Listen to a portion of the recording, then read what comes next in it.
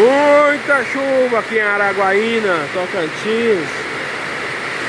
Fazendo uma manutenção aqui no aparelho aqui, na Termoquim.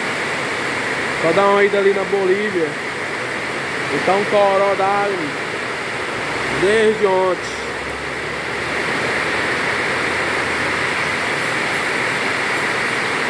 Fazendo uma revisão aqui no aparelho aqui.